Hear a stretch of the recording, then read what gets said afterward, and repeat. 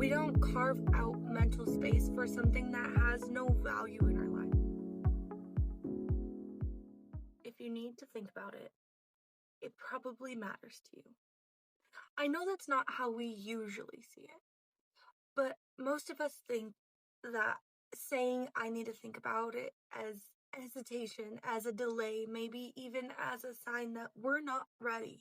I've come to realize that we don't pause to think about things that don't actually matter.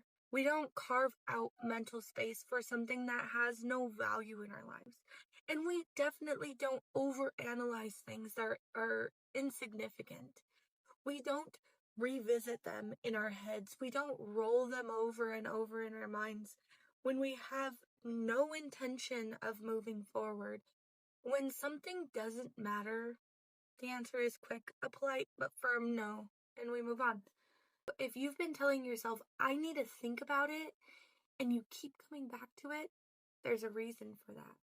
And that reason is almost always this: it matters enough to change you.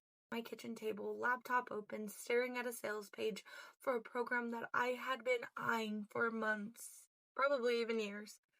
It promised to help me step into a more confident version of myself in regards to sales, and I had read every word of the description.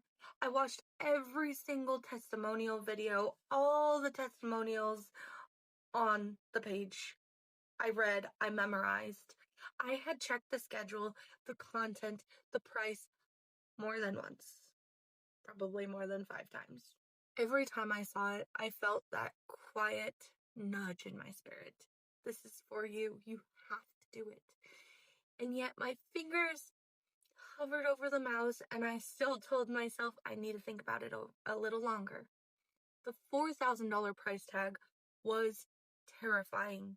On the surface, it did sound wise to feel responsible, like I was giving myself space to make the prayerful, well-considered choice, but in my heart, I knew the truth. I wasn't giving myself more time to think. I was giving myself more time to avoid deciding, more time to play small, because making a decision meant commitment, and commitment meant risk, and risk meant I couldn't hide anymore. Maybe you've been there too.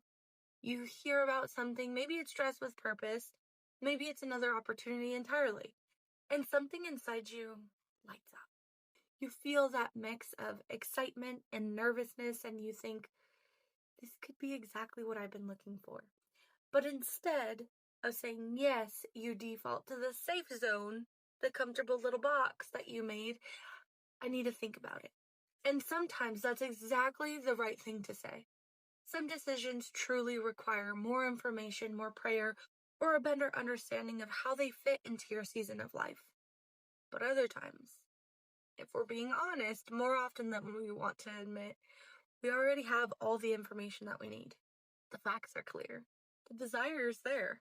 The pull is strong. The thing holding us back isn't a lack of clarity. It's the weight of what saying yes will actually mean. And here's what I have learned about myself and about the hundreds of women that I've worked with. When you feel that strong pull and still say, I need to think about it, it's usually because you already know deep down that you want to do it and that it scares you. Why? Because it means stepping into the unknown, because it means being accountable for yourself, because it means giving yourself permission to change. And change, even when it's good, even when it's exactly what we need, it can still feel uncomfortable. I will never forget one of my clients. We'll call her Laura. Laura had been following my work for months before she even thought to reach out. She told me that she'd looked at Dress with Purpose page at least a dozen times. She read all my emails. She'd watched all the videos. She knew she resonated with the message, but still, she hesitated. She told herself that she'd wait until the time was right. She told herself she'd think about it after the holidays. She told herself she just needed to feel more ready. By that time, she finally booked a call with me. She admitted that I've been thinking about this for months. I'm realizing But the only reason I'm thinking about it is because I'm afraid of what will happen if I actually say yes. She wasn't afraid that it would be a waste. She wasn't afraid that she wouldn't like it. She was afraid that it would work.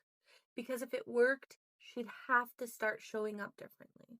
And showing up differently would mean breaking patterns that she'd been in for years, decades even.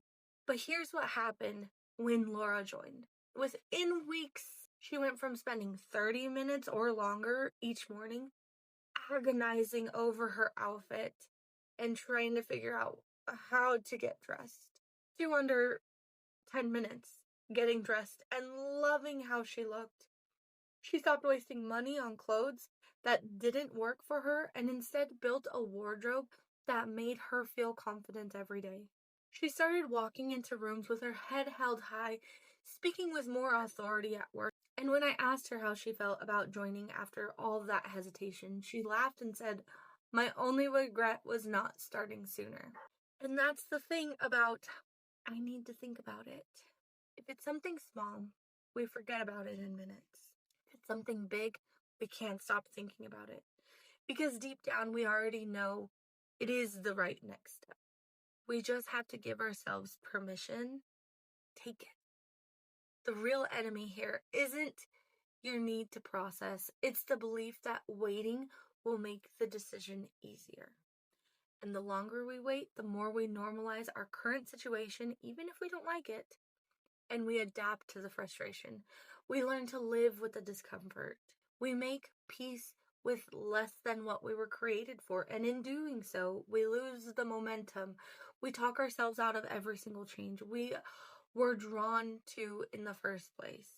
I've seen it happen over and over again. A woman is on the verge of saying yes, and she tells herself she needs more time. She waits. Weeks pass. The excitement fades. Life gets busy.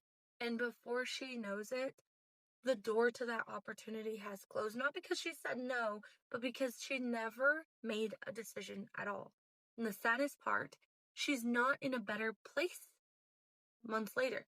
She's in the same place she was before, or even more frustrated, worse off than she was initially. And she's frustrated with herself for not moving when she had the opportunity. We don't overthink what doesn't matter. We don't overthink what matters enough to change us. We overthink what matters enough to change us. So let me ask you, if you've been thinking about joining Dress with Purpose, what's really behind that pause? Is it that you need more information, or that you already know that you want to do it, but you're just nervous what it will mean when you do? Because what I can tell you from personal experience, both my own and my clients, the nerves never fade. The hesitation disappears. The only thing that stays is the regret of not doing it sooner. If this could be the very thing that changes you, that changes your life, what you've been thinking for years, would you still wait? Because Dress with Purpose isn't just about clothes. It's barely even about clothes. But it's about giving you a system, a vision, and confidence to step into the woman that God has been calling you to all along. And if you've been thinking about it, maybe it's not a reason to wait. Maybe that's the sign that you are ready. Because style is more than what you wear. It's how you step into your God-given purpose.